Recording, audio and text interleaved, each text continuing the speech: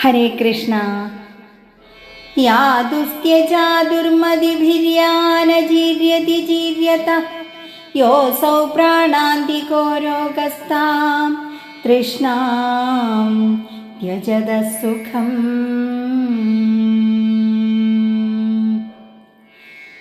ദേഹത്തിന് വാർദ്ധക്യം കൊണ്ടുള്ള ജര ബാധിച്ചാലും തൃഷ്ണയ്ക്കു ജര ബാധിക്കുകയില്ല. മരണം വരെ മനുഷ്യനെ ബാധിക്കുന്ന രോഗമാണ് തൃഷ്ണ. അതിനെ ഉപേക്ഷിക്കുന്നവർക്കേ സുഖം ഉണ്ടാവുകയുള്ളൂ. ഭഗവാൻ ശ്രീരാമചന്ദ്രസ്വാമിയുടെ പാദസ്പർശത്താൽ അനുഗ്രഹീതയായവൾ അഹല്യ. അഹല്യയുടെയും ഗൗതമൻ എന്ന മഹർഷിയുടെയും പുത്രനായിരുന്നു ശതാനന്ദൻ. ശതാനന്ദൻ യൗവനമായപ്പോൾ സത്യധൃതിയെ വിവാഹം കഴിച്ചു. അവരുടെ പുത്രനായിരുന്നു ശരദ്വാൻ. മുനികുലത്തിലാണ് ശരദ്വാൻ ജനിച്ചതെങ്കിലും അദ്ദേഹത്തിന് ധനുർവേദത്തിലായിരുന്നു കൂടുതൽ താല്പര്യമുണ്ടായിരുന്നത്. അദ്ദേഹം വനത്തിൽ ചെന്ന് അമ്പും വില്ലും അടുക്കൽ വെച്ചുകൊണ്ട് ദിവ്യാസ്ത്രലബ്ധിക്കായി തപസ്സാരംഭിച്ചു. തപസ് ഉഗ്രമായി തീർന്നപ്പോൾ ദേവകൾക്കു ഭയമായി. ശരദ്വാന് തപോവിഘ്നം വരുത്തുന്നതിനായി ഇന്ദ്രൻ ജാനപതി എന്ന അപ്സരസിനെ ഭൂമിയിലേക്ക് അയച്ചു. അവൾ ഏകവസ്ത്രയായി ശരദ്വാന്റെ മുൻപിൽ നൃത്തം ചെയ്തു. ശരദ്വാന് ഇന്ദ്രിയസ്ഖലനമുണ്ടായി. അതൊരു ശരസ്തംഭത്തിൽ വീണ് രണ്ടായി പിളർന്നു. അതിൽ നിന്ന് ഒരാൺകുഞ്ഞും ഒരു പെൺകുഞ്ഞും ജനിച്ചു. അതേ നിമിഷം തന്നെ മുനിക്ക് ബോധോദയമുണ്ടാവുകയും അദ്ദേഹം പശ്ചാത്താപ വിവശനാവുകയും ചെയ്തു. ഉടനെ തൻ്റെ അമ്പും വില്ലും കൃഷ്ണാജിനവുമെല്ലാം ഉപേക്ഷിച്ച് തൻ്റെ കളങ്കം മാറ്റാൻ തപസ്സിനായി അവിടം വിട്ടു പോവുകയും ചെയ്തു. സാക്ഷാൽ രുദ്രഗണത്തിലെ 2 പേരാണ് ഇവിടെ ശരദ്വാന്റെ കുഞ്ഞുങ്ങളായി പിറന്നത്. ഈ സമയത്ത് ശന്തനു മഹാരാജാവ് ആ വനത്തിൽ അനുചരന്മാരോടുകൂടി നായാട്ടിനായി എത്തിയിരുന്നു. അവർ കുഞ്ഞുങ്ങളെ കണ്ടു. അനുചരന്മാരിൽ ഒരാൾ കുഞ്ഞുങ്ങളെ എടുത്ത് മഹാരാജാവിനെ ഏൽപ്പിച്ചു. അദ്ദേഹത്തിന് അവരിൽ വളരെയധികം കൃപ തോന്നി. അദ്ദേഹം അവരെ കൊട്ടാരത്തിലേക്ക് കൊണ്ടുവന്നു. മഹാരാജാവിൻ്റെ കൃപയാൽ വളർന്നതിനാൽ ആൺകുഞ്ഞിന് കൃപൻ എന്നും പെൺകുഞ്ഞിന് കൃപി എന്നും നാമകരണം ചെയ്തു. പിന്നീട് തപോനിഷ്ഠനായി വനത്തിൽ കഴിഞ്ഞുകൂടിയിരുന്ന ശരദ്വാൻ ശന്തനു മഹാരാജാവിൻ്റെ കൊട്ടാരത്തിൽ തൻ്റെ കുഞ്ഞുങ്ങൾ വളർന്നുവരുന്ന വിവരം മനസ്സിലാക്കി. അദ്ദേഹം അവരെ അവിടെ ചെന്നു കാണുകയും യഥാർത്ഥ വിവരങ്ങൾ രാജാവിനെ ധരിപ്പിക്കുകയും ചെയ്തു. പിന്നീട് ശരദ്വാൻ അവിടെ താമസിക്കുകയും കൃപരെ 4 വിധത്തിലുള്ള ധനുർവേദങ്ങളും നാനാതരത്തിലുള്ള ശസ്ത്രാസ്ത്ര വിദ്യകളും പല നിഗൂഢ തത്വങ്ങളും അഭ്യസിപ്പിച്ചു. ക്രമേണ കൃപർ ധനുർവേദത്തിൻ്റെ ആചാര്യനായി തീർന്നു. നിരവധി യദുക്കളും വൃഷ്ണിപുങ്കവന്മാരും നാനാദേശങ്ങളിലെ രാജാക്കന്മാരും അദ്ദേഹത്തിൽ നിന്നും അസ്ത്രവിദ്യ പഠിക്കാനായി എത്തിയിരുന്നു. ഹസ്തിനപുരിയിലെ ചിത്രാംഗദനും വിചിത്രവീര്യനും അദ്ദേഹം ഗുരുവായിരുന്നു. ഇപ്പോൾ പാണ്ഡുവിനും ധൃതരാഷ്ട്രർക്കും അദ്ദേഹം ഗുരുവാണ്. നിരവധി ശസ്ത്രാസ്ത്ര പ്രയോഗങ്ങളും പിതാവിൽ നിന്ന് അഭ്യസിച്ച 4 വിധത്തിലുള്ള ധനുർവേദവും അദ്ദേഹം പാണ്ഡുവിനെ അഭ്യസിപ്പിച്ച് തികഞ്ഞ യോദ്ധാവാക്കി മാറ്റി. പാണ്ഡുവിൻ്റെ ദിഗ്വിജയ സമയത്ത് കൃപർ അദ്ദേഹത്തിന് വേണ്ടുന്നതായിരുന്ന വിദഗ്ധോപദേശങ്ങളും നൽകിയിരുന്നതായി പറയുന്നു. ശേഷം രാജാവ് തൻ്റെ ഗുരുവായ കൃപരെ മനസ്സാ വളരെയധികം ബഹുമാനിക്കുകയും ഗുരുവിന് പ്രത്യേക സ്ഥാനം രാജസദസ്സിൽ നൽകുകയും ചെയ്തിരുന്നു. മനസ്സു വേദനിക്കുന്ന സമയങ്ങളിലെല്ലാം മഹാറാണി സത്യവതി തൻ്റെ പുത്രനെ കൃഷ്ണനെ കാണാൻ ആഗ്രഹിക്കാറുണ്ട്. ഇപ്രാവശ്യവും തെറ്റിയില്ല. വേദവ്യാസ മഹർഷി കൊട്ടാരത്തിലെത്തി. അമ്മയ്ക്കു വേണ്ടുന്ന ആത്മീയോപദേശങ്ങളെല്ലാം മകൻ നൽകി. ഹസ്തിനപുരിയിലെത്തിയ അദ്ദേഹത്തെ ഇപ്രാവശ്യം ഗാന്ധാരിയാണ് പരിചരിച്ചതും സൽക്കരിച്ചതും. അദ്ദേഹം അവളിൽ സംപ്രീതനായി.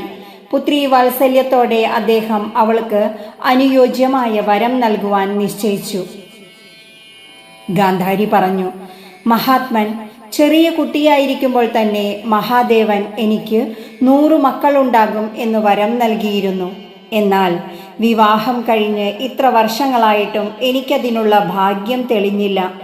മഹാദേവന്റെ പ്രീതിയാൽ ലഭിച്ച ആ വരം ധന്യനായ അങ്ങും എനിക്ക് നൽകണേ.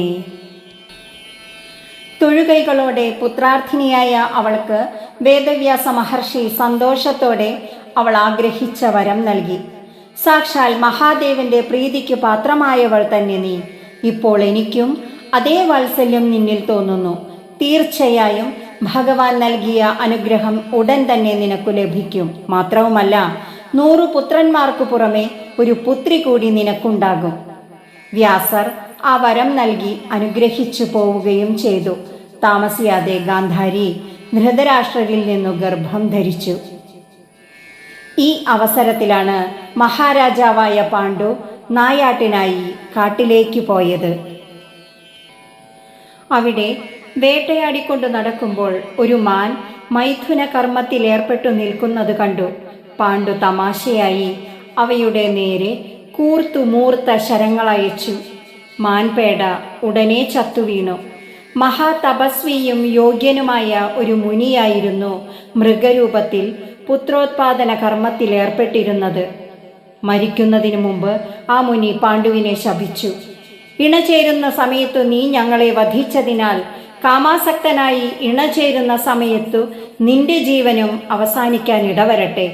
ഏതു ഭാര്യയോടൊത്താണോ നീ സംഗമം ചെയ്യുന്നത്, ആ ഭാര്യയും നിന്നോടൊത്തു മരിക്കുന്നതാണ്.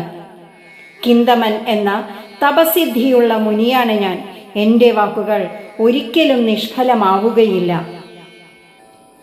അറിയാതെയാണെങ്കിലും ഒരു മുനിയുടെയും മുനിപത്നിയുടെയും മരണത്തിന് താൻ കാരണക്കാരനായി തീർന്നതിൽ പാണ്ഡു വല്ലാതെ ദുഃഖിച്ചു. വിരക്തനായി തീർന്ന അദ്ദേഹം രാജ്യം ഉപേക്ഷിച്ച് സന്യാസം സ്വീകരിച്ചു വനാന്തരങ്ങളിൽ തപസ്സിനു പോകുവാൻ തീർച്ചപ്പെടുത്തി. അതറിഞ്ഞ് ദുഃഖം പൂണ്ട കുന്തിയും മാദ്രിയും അദ്ദേഹത്തിൻ്റെ അടുത്തു ചെന്ന് പറഞ്ഞു, പ്രാണനാഥ, അങ്ങയുടെ ഉദ്ദേശം നല്ലതു തന്നെ. എന്നാൽ ഞങ്ങളോടൊത്ത് വാനപ്രസ്ഥാശ്രമം സ്വീകരിച്ച് തപോവൃത്തിയിൽ ഏർപ്പെട്ടാലും അങ്ങേക്ക് ഉദ്ദിഷ്ട ഫലം സിദ്ധിക്കുന്നതാണ്. ഞങ്ങളും മനസ്സംയമനം ചെയ്ത് ഇന്ദ്രിയങ്ങളെ ജയിച്ച് കാമസൗഖ്യം കൈവെടിഞ്ഞ് ഭഗവാനോടൊപ്പം തപോനിരതരായി ജീവിച്ചുകൊള്ളാം. പാണ്ഡുവിനും ആ അഭിപ്രായം സ്വീകാര്യമായി തോന്നി. അദ്ദേഹം തൻ്റെ രാജകീയ ആഡംബരങ്ങൾ ഉപേക്ഷിച്ച് സ്വർണാഭരണങ്ങളെല്ലാം ബ്രാഹ്മണർക്കു ദാനം ചെയ്ത് ഭാര്യാസമേതനായി ഹിമാലയ ശൃംഗങ്ങളിലേക്ക് തപസ്സിനായി പുറപ്പെട്ടു. അദ്ദേഹത്തിൻ്റെ പരിചാരകർ ദുഃഖിതരായി ആർത്തനാദം മുഴക്കിക്കൊണ്ട് ഹസ്തിനപുരത്തിൽ ചെന്ന് ഭീഷ്മരെയും ധൃതരാഷ്ട്രരെയും വിവരമറിയിച്ചു. അവരും പാണ്ഡുവിൻ്റെ പെട്ടെന്നുള്ള ഈ നിശ്ചയത്തിൽ ദുഃഖിതരായി തീർന്നു. പാണ്ഡു ഭാര്യാസമേതനായി ഹിമാലയത്തിൽ ശതശൃംഗം എന്ന പുണ്യവനത്തിൽ ചെന്ന് ഒരു പർണശാല കെട്ടി തപോവൃത്തിയിൽ ഏർപ്പെട്ടു. അവിടെയുണ്ടായിരുന്ന മഹർഷിമാർക്കെല്ലാം അദ്ദേഹം പ്രിയങ്കരനായി തീർന്നു. എങ്കിലും ഒരു വിചാരം അദ്ദേഹത്തിൻ്റെ മനസ്സിനെ എപ്പോഴും മഥിച്ചുകൊണ്ടിരുന്നു.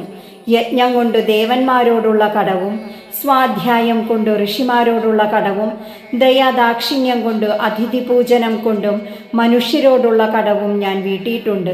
എന്നാൽ പിതൃക്കളോടുള്ള കടം മാത്രം ബാക്കി നിൽക്കുന്നു. അത് വീട്ടുവാനായി ഒരു പുത്രനുണ്ടാകുവാനുള്ള യോഗം തനിക്കില്ലാതെ പോയല്ലോ എന്നാണ് പാണ്ഡുവിനുള്ള ദുഃഖം. അതിനൊരു പരിഹാരം കാണുവാൻ അദ്ദേഹം കുന്തിയോട് പറഞ്ഞു, പ്രിയേ, ഈ ആപത്സന്ധിയിൽ നീ ഒരു പുത്രോത്പാദനം സാധ്യമാക്കണം. അപുത്രന്മാർക്ക് ഗതിയില്ലെന്നു നീ കേട്ടിട്ടില്ലേ?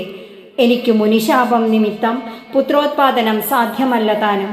ഇങ്ങനെയുള്ള സന്ദർഭങ്ങളിൽ പിതൃവംശീയരിൽ നിന്നോ സിദ്ധന്മാരിൽ നിന്നോ മഹർഷിമാരിൽ നിന്നോ സന്താനങ്ങളെ നേടാമെന്ന് വിധിയുണ്ട്. എൻ്റെ ജനനം തന്നെ അങ്ങനെയാണല്ലോ. അതുകൊണ്ട് സന്താന ലബ്ധിക്കു വേണ്ടി ശ്രമിക്കണം.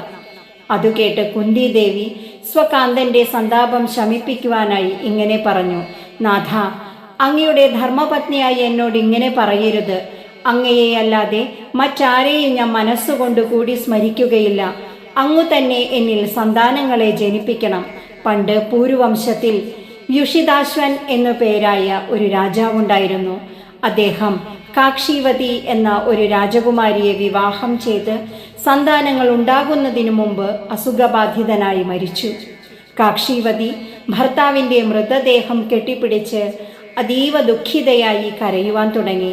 നാഥ, ഒരു പുത്രസന്താനം എനിക്ക് നൽകാതെ അങ്ങ് എന്നെ ഉപേക്ഷിച്ചു പോയല്ലോ. ഞാനും ഇനി ജീവിക്കുവാൻ ആഗ്രഹിക്കുന്നില്ല. ഭർത്താവോ പുത്രനോ ഇല്ലാതെ ജീവിക്കുന്ന സ്ത്രീകൾക്ക് എന്നും ദുഃഖമാണ് ഫലം. അതുകൊണ്ട് പുത്രവിഹീനയായ ഞാൻ അങ്ങയെ അനുഗമിക്കുകയാണ്. അപ്പോൾ ആ മൃതദേഹത്തിൽ നിന്ന് ഒരു ശബ്ദം മുഴങ്ങിക്കേട്ടു. പ്രിയേ, ദുഃഖിക്കേണ്ട. ഞാൻ മരിച്ചിരിക്കുന്നു എങ്കിലും എൻ്റെ തപോബലം കൊണ്ട് നിനക്ക് കുട്ടികളുണ്ടാകും. ഋതുസ്നാനം കഴിഞ്ഞ് അഷ്ടമി ചതുർദശി ദിവസങ്ങളിൽ എന്നെ ധ്യാനിച്ചുകൊണ്ട് ശയനം ചെയ്യുക. എൻ്റെ വീര്യത്തിൽ നിന്നു നിനക്ക് സന്താനങ്ങളുണ്ടാകും. കാക്ഷീവതി അപ്രകാരം ചെയ്തതിൻ്റെ ഫലമായി 7 പുത്രന്മാരെ ലഭിച്ച കഥ അങ്ങേക്കും അറിയാമല്ലോ. അതുകെട്ട് പാണ്ഡു വീണ്ടും പറഞ്ഞു, പ്രിയേ, വ്യുഷിതാശ്വനെ പോലെ തപസിദ്ധിയോ ഈശ്വര സാക്ഷാത്കാരമോ ഉള്ള ആളല്ലല്ലോ ഞാൻ. ഏതെങ്കിലും ഒരു മഹർഷിയെയോ ദേവനെയോ പ്രാപിച്ച് ഒരു പുത്രനെ സമ്പാദിക്കുവാൻ ശ്രമിക്കുക.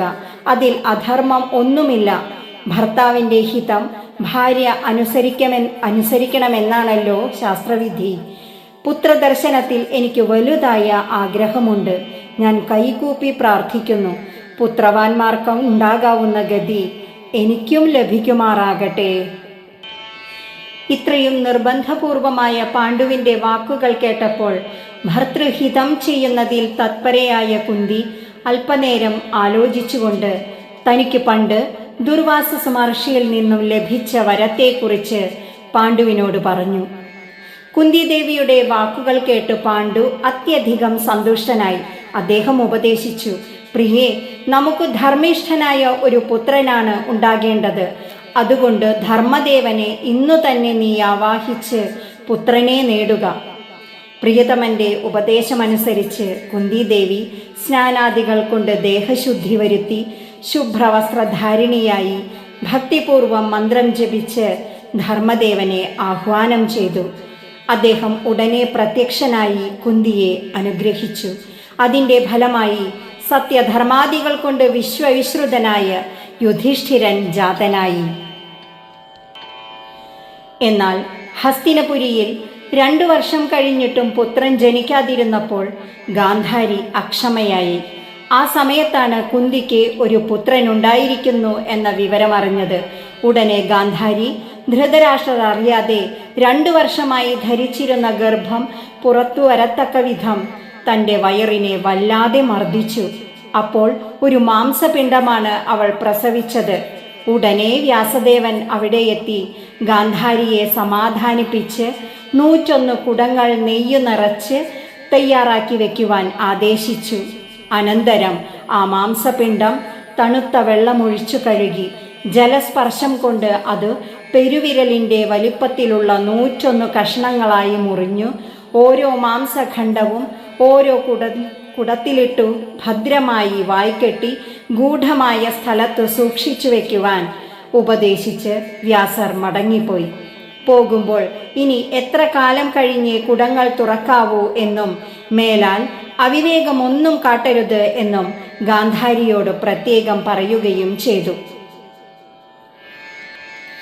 1 വർഷം കഴിഞ്ഞപ്പോൾ ഒരു കുടത്തിൽ നിന്ന് ആദ്യത്തെ പുത്രൻ ജനിച്ചു. ജനിച്ച ഉടനെ അവൻ കഴുതയുടെ സ്വരത്തിൽ കരയുവാൻ തുടങ്ങി. അത് കേട്ട് കഴുത, കുറുക്കൻ, കഴുകൻ, കാക്ക മുതലായവയെല്ലാം എതിർ ശബ്ദമുണ്ടാക്കി കരയുവാൻ തുടങ്ങി. മറ്റു പല ദുർനിമിത്തങ്ങളും ആ സമയത്തുണ്ടായി. ധൃതരാഷ്ട്രൻ അതറിഞ്ഞ് ആശങ്കാകുലനായി ഭീഷ്മ വിതുരന്മാരെയും പൗരപ്രധാനികളെയും മറ്റും വരുത്തി ചോദിച്ചു, പാണ്ഡുപുത്രനായ യുധിഷ്ഠിരൻ രാജകുമാരന്മാരിൽ മൂത്തവനാണ്. അവനുശേഷം രാജ്യം ഭരിക്കേണ്ടത് എൻ്റെ ഈ പുത്രനാണല്ലോ. അവൻ്റെ ഭാവി ഫലങ്ങൾ എന്തെല്ലാമായിരിക്കും? ഈ ദുർനിമിത്തങ്ങൾ എന്തിനെയാണ് സൂചിപ്പിക്കുന്നത്? സത്യം പറഞ്ഞാലും ആരും ധൃതരാഷ്ട്രർക്ക് അപ്രിയമായി ഒന്നും പറയുവാൻ ഇഷ്ടപ്പെട്ടില്ല. എങ്കിലും നിർഭയനായ വിതുരൻ ഉടനെ ഒരു സംശയവും കൂടാതെ പറഞ്ഞു, രാജാവേ, ഇവൻ നാടും കുലവും നശിപ്പിക്കുന്നവനായി തീരും. ഉടനെ ഇവനെ ഉപേക്ഷിക്കുന്നതാണ് നല്ലത്. അല്ലെങ്കിൽ വലിയ ആപത്തുണ്ടാകും. അതുകൊണ്ട് അങ്ങേക്ക് 99 പുത്രന്മാരേ ഉള്ളൂ എന്ന് വിചാരിക്കുകയാണ് നല്ലത്. ബ്രാഹ്മണരും അതുതന്നെ അനുവദിച്ചു. എന്നാൽ പുത്രസ്നേഹം നിമിത്തം ധൃതരാഷ്ട്രർ ആ ഉപദേശം സ്വീകരിക്കാൻ തയ്യാറായില്ല. അന്നേ ദിവസം തന്നെ കാട്ടിൽ നിന്നും മറ്റൊരു ശുഭവാർത്ത എത്തി. കുന്തിദേവി രണ്ടാമതും ഒരു ഉണ്ണിയെ പ്രസവിച്ചിരിക്കുന്നു. ഈ സന്തോഷവാർത്ത അറിഞ്ഞ് ഹസ്തിനപുരിയാകെ ആഹ്ലാദിച്ചിരിക്കുന്നതിനിടയിൽ ഗാന്ധാരിയുടെ മടിയിൽ കിടന്നുറങ്ങുകയായിരുന്ന കുഞ്ഞ് തൻ്റെ തുടയിൽ ആരോ ശക്തിയായി പ്രഹരിച്ച വേദനയിൽ ഉറക്കെ അലറിക്കരഞ്ഞു. അധർമ്മോ വൈ മഹാനസ്തു വനേ വാ മരണം മമ ശരീരസ്യ വിനാശേന ധർമ്മ ഏവ വിശിഷ്യത്തെ. വലിയ അധർമ്മം പ്രവർത്തിക്കുന്നതിനേക്കാൾ എനിക്ക് മഹത്തരമായത് വനത്തിൽ വെച്ച് മരണം സംഭവിക്കുന്നതാണ്. കാരണം ശരീരം നശിച്ചാലും ധർമ്മം പിന്നീടും വിശേഷമായി നിലകൊള്ളുന്നു.